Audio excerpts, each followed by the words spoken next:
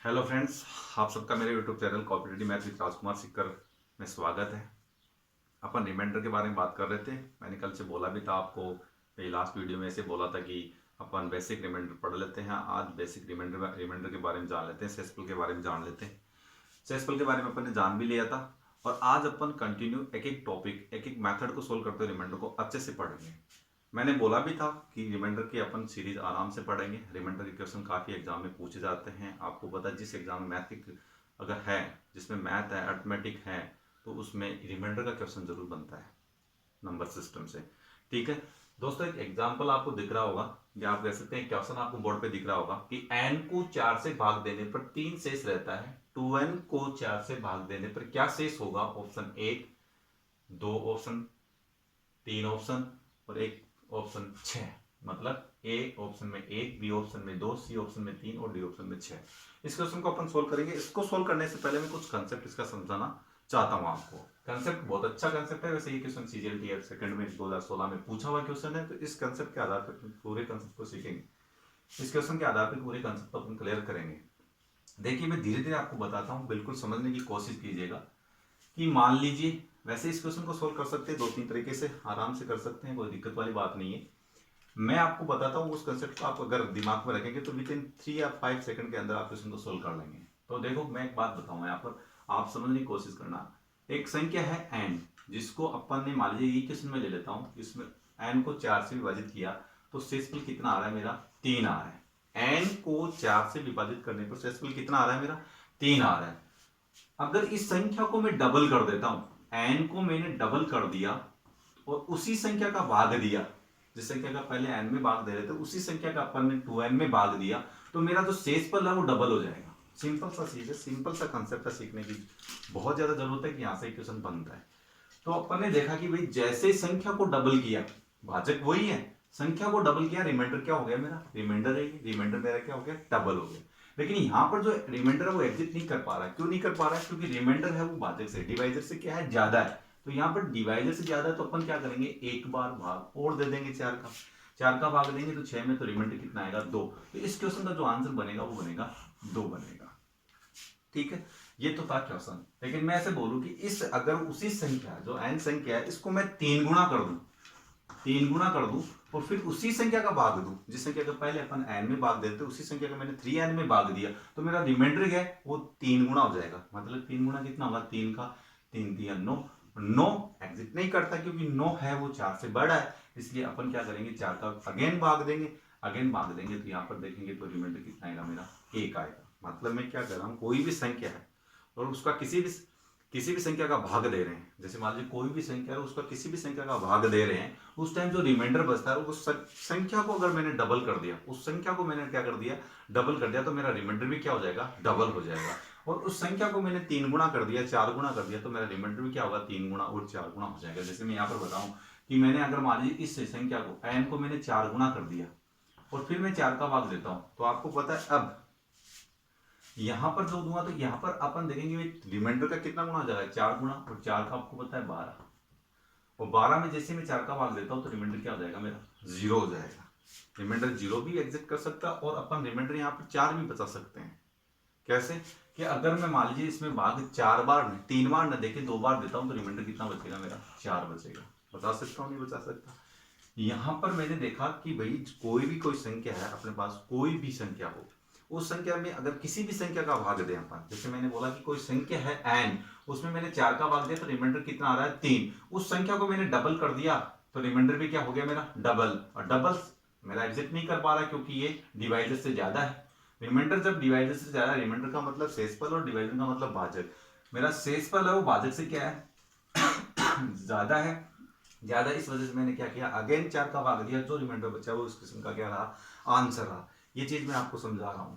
यहां पर आप ये भी समझ सकते हैं, अगर मान लीजिए कोई भी संख्या है, जैसे मान लीजिए मैंने बोला कि कोई संख्या n है और उस संख्या में मैंने 4 का भाग दिया तो रिमाइंडर मेरा आया 3, और अगर इस संख्या को मैं क्या कर दूं? इसका स्क्वायर कर दूं तो रिमाइंडर का भी क्या हो जाएगा? स्क्वायर हो जाएगा। जैसे मैंने बोला कि इसका संख्या का मैंने स्क्वायर कर दिया, n स्क्वायर, फिर मैं अगेन उसी संख्या का भाग देता हूं तो मेरा रिमाइंडर का क्या हो जाएगा? स्क्वायर हो जाएगा। और स्क्वायर होते ही ये 9 हो जाएगा। 9 आपको पता है ये रिमाइंडर, ये शेषफल है वो भाजक से क्या है? ज्यादा है, इसलिए अगेन 4 का भाग देंगे तो रिमाइंडर कितना बचेगा? 1 बचेगा। ऐसे में इस संख्या का क्या कर दूं, क्यूब कर दूं, और फिर अपन उसी संख्या का भाग दें, 4 का भाग दें।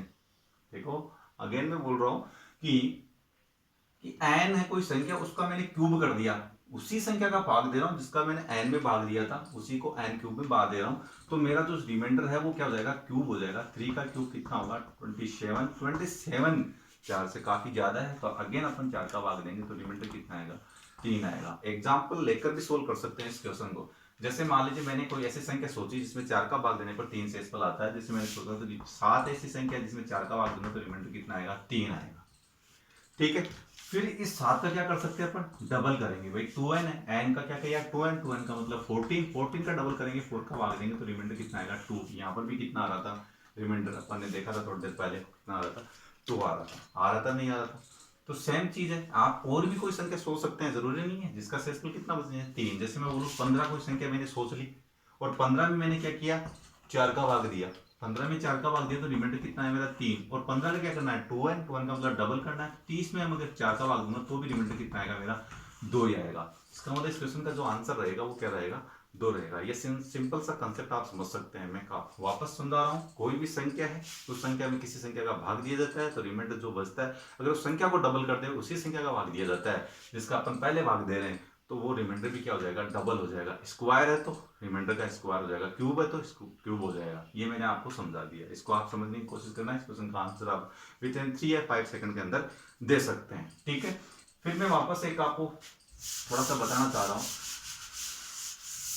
ये अपन ने देखा कि भाई वापस मैंने ये बोला कि कोई संख्या है n, उसमें अगर मैं किसी भी संख्या का भाग, जैसे मान लीजिए मैं 5 का भाग देता हूं तो रिमाइंडर मेरा आ रहा है 1, रिमाइंडर आ रहा है मेरा 1 आ रहा है। ऐसे में मान लीजिए किसी भी संख्या, उस संख्या को डबल कर देता हूं, 2n कर देता हूं, फिर उसी संख्या का भाग देता हूं तो मेरे पास रिमाइंडर भी कितना आएगा, इसका डबल आ जाएगा, मतलब 2 गुना, तो डबल का मतलब 2 हो जाएगा। ऐसे मान लीजिए इस संख्या को मैंने कर दिया 3 गुना, 3n, 3n में 5 का भाग देंगे तो इस संख्या का कितना हो जाएगा, 3 गुना रिमाइंडर हो जाएगा, मतलब 3। ऐसे आप कंटिन्यू चल सकते हैं और रिमाइंडर कर सकते हैं जब तक आपको भाग देना, जब तक कि 5 से छोटा अपना रिमाइंडर ना आ जाए।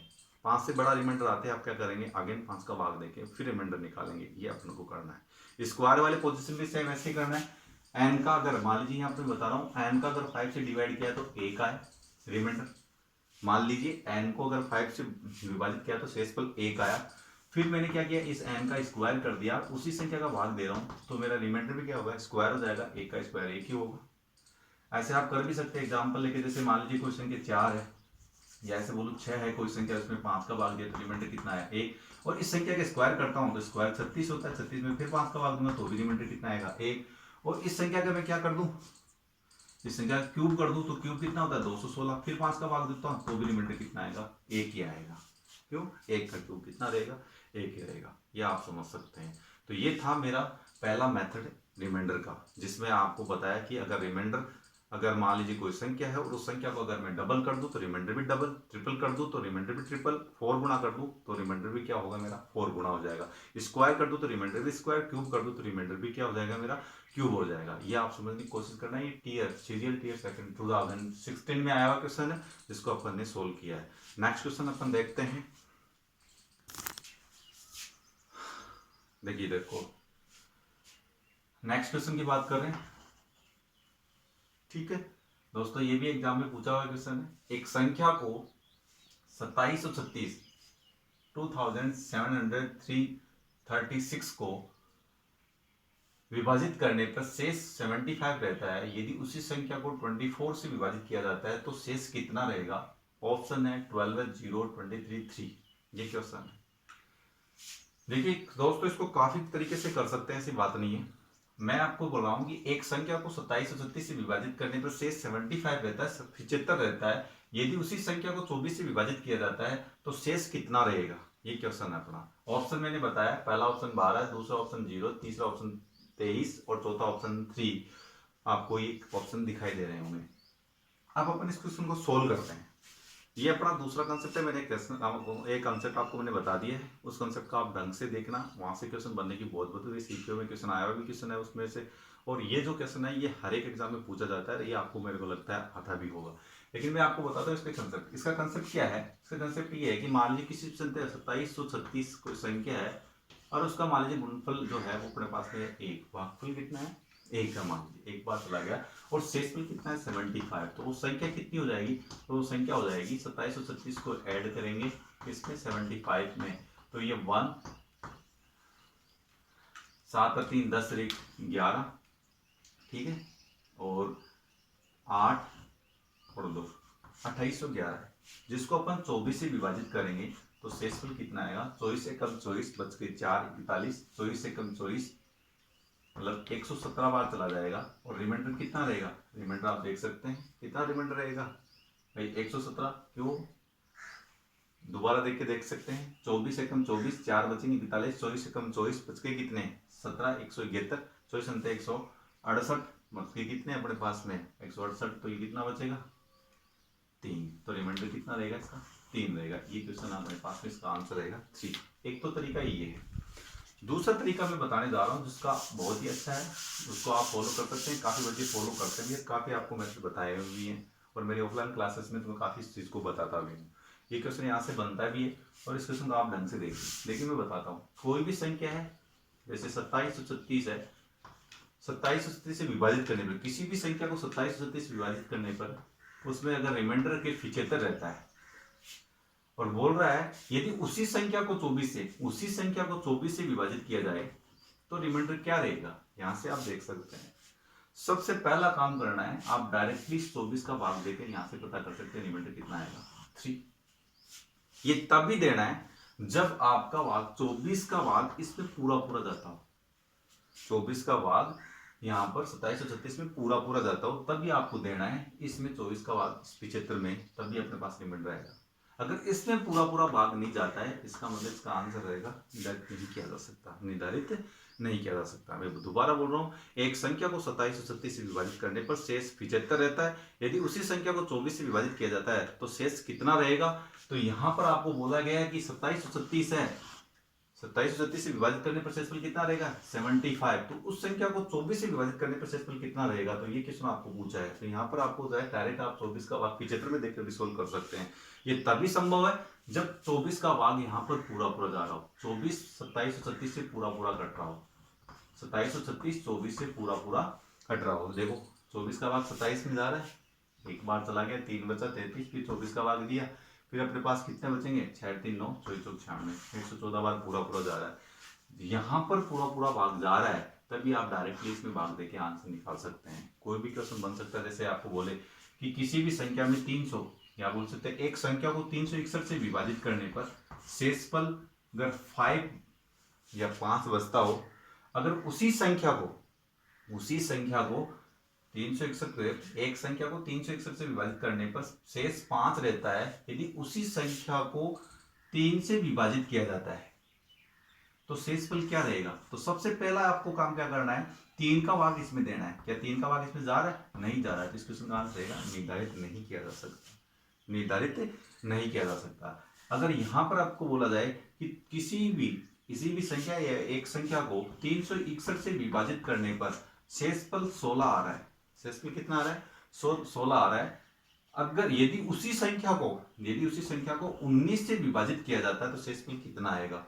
तो यहाँ पर आप देख सकते हैं 19, ये इससे पूरा पूरा कटता है भाई, 361 19 का क्या है स्क्वायर है, तो आप डायरेक्टली इसमें भाग देंगे तो रिमाइंडर कितना रहेगा 16 रहेगा, क्योंकि 16 में 19 का भाग नहीं जाता है। अगर यहाँ 16 की जगह 26 होता तो आप तुरंत दे देते, आंसर कितना आता है मेरा रिमाइंडर 7 आता है। तो ये दूसरा मेथड था रिमाइंडर का। पहला मेथड मैंने बताया कि कोई रिमाइंडर अपने पास में कोई भी संख्या अगर दूसरी संख्या में भाग देते हैं तो रिमाइंडर अगर n है, रिमाइंडर मान लीजिए n है और कोई संख्या x है, जैसे मान लीजिए कोई संख्या x है, मैं यहाँ पर बता रहा हूँ दोबारा, कोई एक संख्या x है, उस संख्या में मैंने n का भाग दिया तो रिमाइंडर मेरा आया r, रिमाइंडर आया मेरा r। अगर मेरी संख्या x है, इस संख्या को मैंने डबल कर दिया और रिमाइंडर मेरा क्या आएगा, तो रिमाइंडर मेरा आ जाएगा डबल। ये मैंने बोला रिमाइंडर भी 3 गुना हो सकता है, तो मेरी संख्या 3 गुना हो जाएगी। ठीक है, यहाँ पर मैंने बताया कि ये आप कंसेप्ट सीधा सा जान सकते हैं, और ये दोनों मैंने मेथड बताए हैं रिमाइंडर में, तो इन दोनों मेथड को आप फॉलो कीजिएगा, और ये दोनों मेथड आपको पता है काफ़ी क्वेश्चन सोल्व करवा देंगे अपने अर्थमेटिक के रिमाइंडर से। ठीक है दोस्तों, मेरे चैनल को सब्सक्राइब, लाइक और इस वीडियो को शेयर जरूर करना। ठीक है, नेक्स्ट वीडियो में अपन मिलते हैं नेक्स्ट कंसेप्ट के साथ में, तब तक के लिए बाय।